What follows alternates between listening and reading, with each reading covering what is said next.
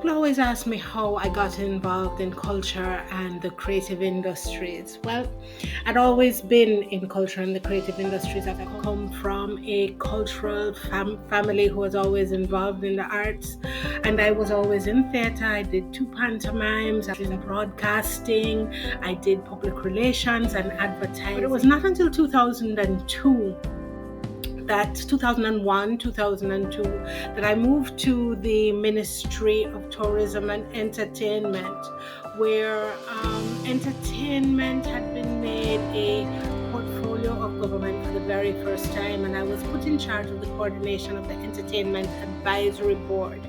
And the bug bit, I was able to see how business interfaced with culture, and the exploration of what was called creative industries at the time was reasonably new.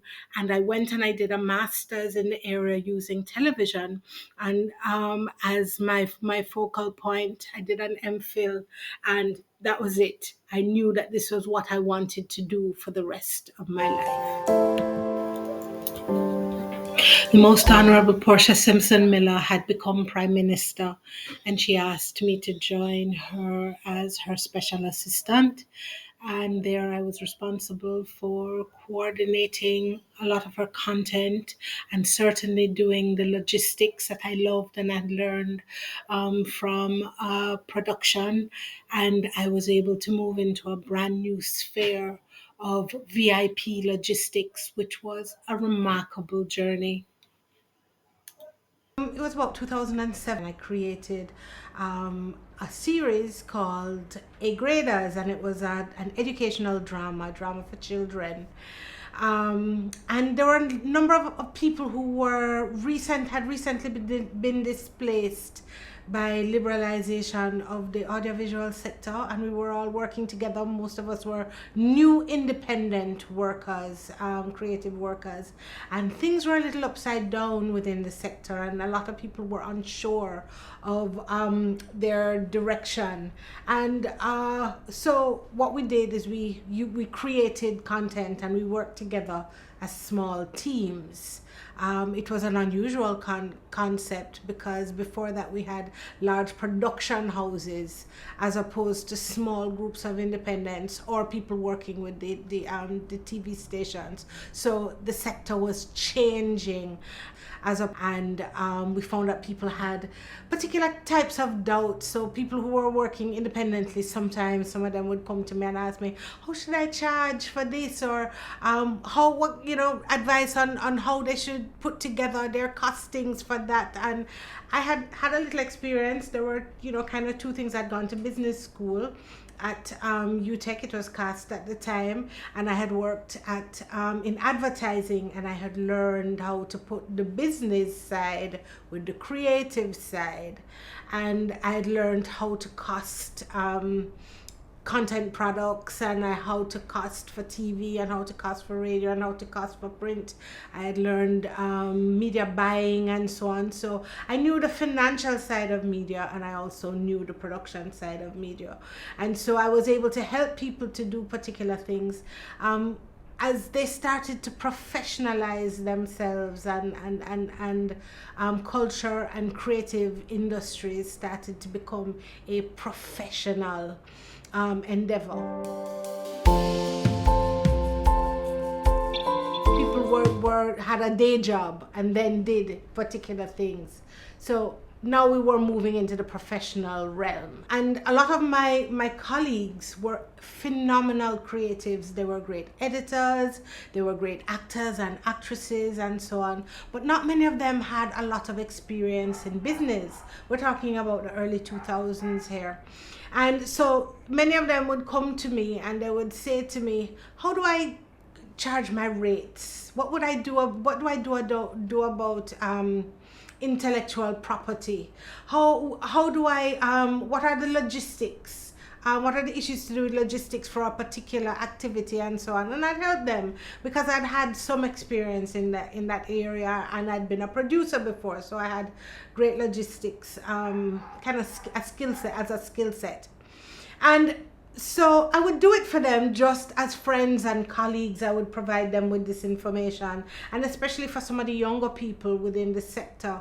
There are a couple of people who I took them under my wing, and we did phenomenal productions together. That there were times at TVJ when we get a contract at TVJ, and we'd sleep on the floor overnight on a red sweater. And I would spread out the red sweater on the floor of the editing suite, and he would sleep first while I watched what he had edited, and then I would sleep on the red sweater while he edited. And then sometimes he would be editing, and he would come back to the thing and he said, "I edited that? When? I must have been asleep." So I mean, we had some phenomenal times, and we created great stuff. We made good material, but the business side was a little lacking. There was a great deal of exploitation and mistrust in the sector, and those are some of the characteristics that still exist across the cultural and creative sectors. And so people who you would think knew better were still exploiting people, still trying to pay them as little as they could, still not recognizing the value of the work that they do, still trying to own their IP, their intellectual property, and pay them very little for it. And those things were happening across the sector. And there were some people who I was able to help with particular things, like one of my mantras is that there's no such thing as a standard contract. Everybody has to be able to negotiate the terms in a contract that they get.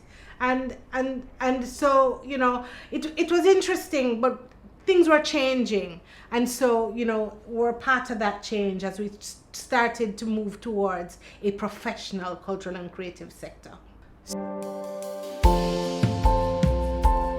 So I would do things like collect payments for my friends people who couldn't get paid. I would do things like write their bios. I would help them with their logistics. A whole slew of things, but it was really just favors for friends. And when I found that it wasn't working out as a business at the time, we weren't kind of ready for that process of professionalization in the way that we are now. So I went back and I upgraded to a PhD, started to do that work, and then went back to government when I was finished.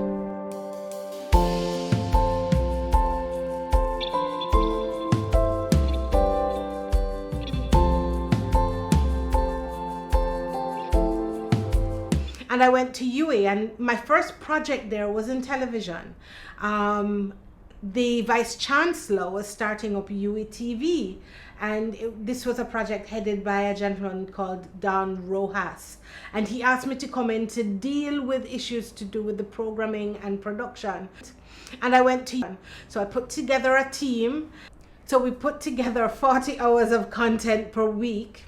And we created a means by which we could move that content between Jamaica and Barbados, where it was broadcast for the rest of the world.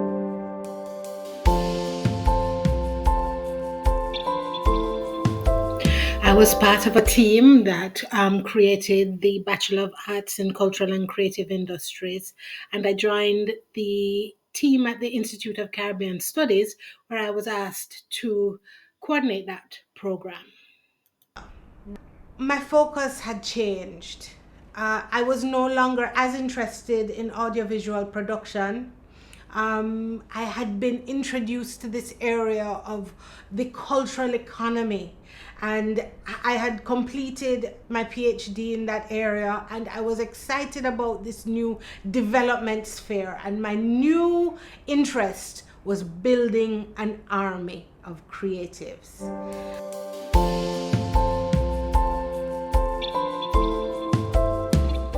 And then COVID happened. And everything slowed down, but it provided us with an opportunity to do the things we really wanted to do. The film, the audiovisual sector closed down like many other entertainment and cultural and creative sectors. And so we decided we were going to pivot. And we used a couple of interns that we were working with during the summer, and they decided they wanted to stay on. And we created a program for them.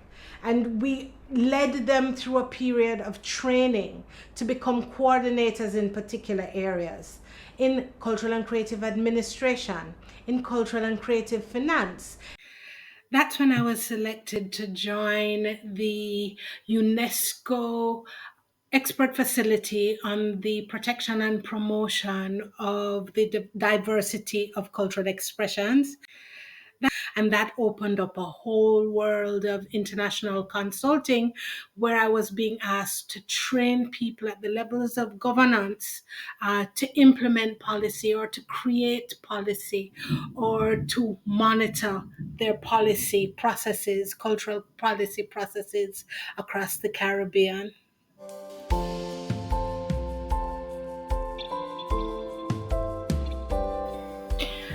So what are the issues we face, and what are some of the things that we can do right now to address some of the challenges we have in the cultural and creative industries? 3 particular areas: professional engagement, empowerment and training of creative professionals, business services for creative professionals, and the creative community of professionals, independent creative professionals, putting together projects that we can all do within teams that will help us to thrive.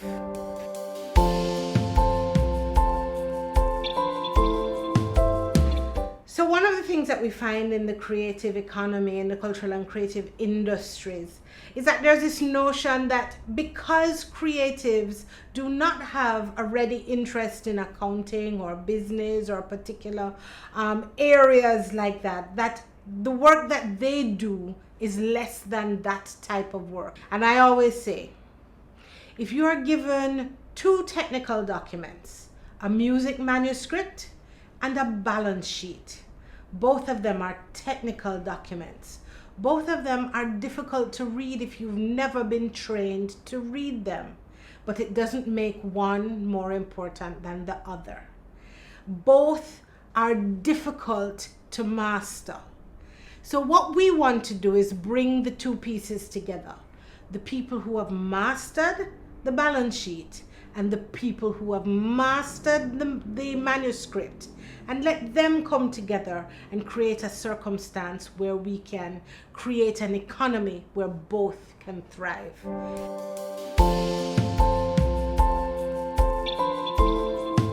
Creative work is work too.